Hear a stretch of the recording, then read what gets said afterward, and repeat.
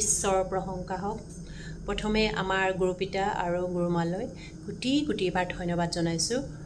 মই যোৰহাট কাংকাননগৰ মণ্ডলীৰ পৰা কৈছোঁ।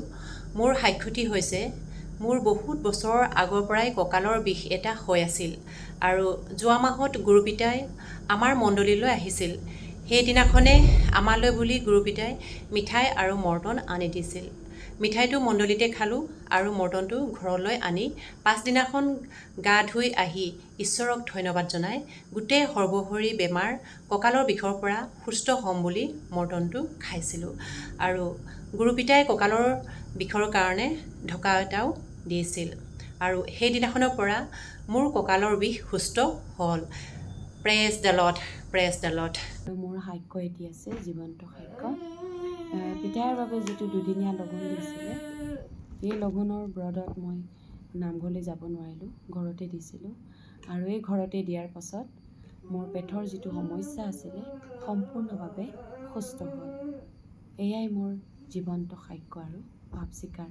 ঈশ্বৰে যেন আমাক সকলো দিনে ৰাতিয়ে কৰা পাপ অপৰাধৰ পৰা যেন ক্ষমা কৰি দিয়ে, তাৰ বাবে ঈশ্বৰক মই কোটি কোটিবাৰ ধন্যবাদ জনাইছোঁ। Praise the lord. ঈশ্বৰৰ প্ৰশংসা হওক। প্ৰথমে সৃষ্টিকৰ্তা পিতৃ যীশুৱাক কোটি কোটিবাৰ প্ৰণাম জনাইছোঁ। দ্বিতীয়তে মোৰ গুৰুপিতাৰ গুৰুমালৈ হৰ্ষকোটিবাৰ সেৱা মাগিছোঁ। মই যোৰহাট কাংকাননগৰ মণ্ডলীৰ পৰা কৈছোঁ। মোৰ নাম ৰঞ্জিতা পেগু। মোৰ এটা সাক্ষ্য আছিল। মই ডিঙিৰ বিষত এসপ্তাহ ভুগি আছিলোঁ।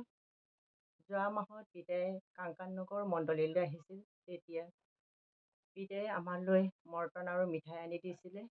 মৰ্টনটো প্ৰাৰ্থনা কৰি খালোঁ, ডিঙিৰ বিষ সুস্থ হওক বুলি। মই অলপ পাছতে অকণমান সুস্থ পালোঁ আৰু পিতাইক সেৱা কৰোঁতে পিতাই ক'লোঁ, পিতাই মোৰ ডিঙিৰ বিষ হৈ আছে বুলি। তেতিয়া পিতাই মোক চুই দি ক'লে হ'ব বুলি।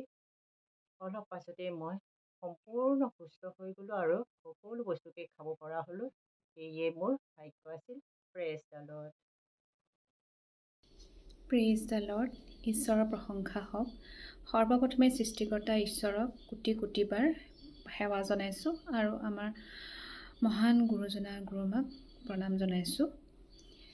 মোৰ দুটা সাক্ষ্য আছিলে। মই যোৰহাট মণ্ডলীৰ হয়। মোৰ প্ৰথমটো সাক্ষ্য হ'ল, মোৰ এমাহমানৰ আগৰ পৰা মোৰ ব্ৰেষ্টত বহুত বিষ হৈছিলে। বিষ মোৰ আগতো হয়, কিন্তু পিৰিয়ডছ হোৱাৰ পিছত ঠিক হৈ যায়।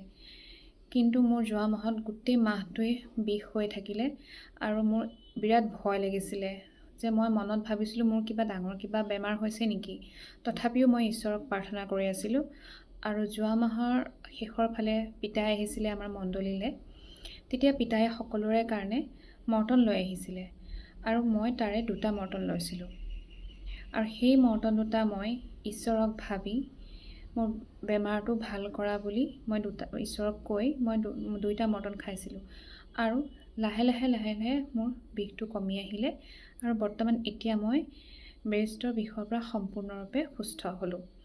আৰু দ্বিতীয়টো সাক্ষ্য হৈছে, মোৰ ভাইটিৰ কেইদিনমানৰ আগতে বিয়া আছিলে আৰু যিদিনাখন বিয়া সেইদিনাখনৰ মা খুব গা বেয়া আছিলে আৰু এনেকুৱা ধৰণে গা বেয়া হৈছিলে যে মা উঠিব নোৱাৰা হৈ গৈছিলে আৰু আমি চবেই ভয় খাইছিলোঁ যে মাক হস্পিটেলত এডমিট কৰিব লগা হ'ব নেকি। তেতিয়া মই মণ্ডলীৰ সকলোকে মই মাৰ কাৰণে প্ৰাৰ্থনা কৰি দিবলৈ কৈছিলোঁ আৰু মণ্ডলীৰ সকলোৱে মাৰ কাৰণে প্ৰাৰ্থনা কৰি দিছিলে। এই চেগতে মণ্ডলীৰ সকলোলৈকে ধন্যবাদ জ্ঞাপন কৰিছোঁ। আৰু প্ৰাৰ্থনা কৰাৰ পিছত লাহে লাহে পিছদিনাখনৰ পৰা মা সুস্থ হ'বলৈ ধৰিলে আৰু বৰ্তমান মা এতিয়া সম্পূৰ্ণৰূপে সুস্থ। এয়াই আছিলে মোৰ সাক্ষ্য। আৰু প্ৰভুৰ আগত মই যদি কিবা ভুল কৰিছোঁ, পাপ কৰিছোঁ আগতে, সেই সকলোৰে মই ক্ষমা বিচাৰিছোঁ। প্ৰভুৱে যেন মাফ কৰি দিয়ে। Praise the lord.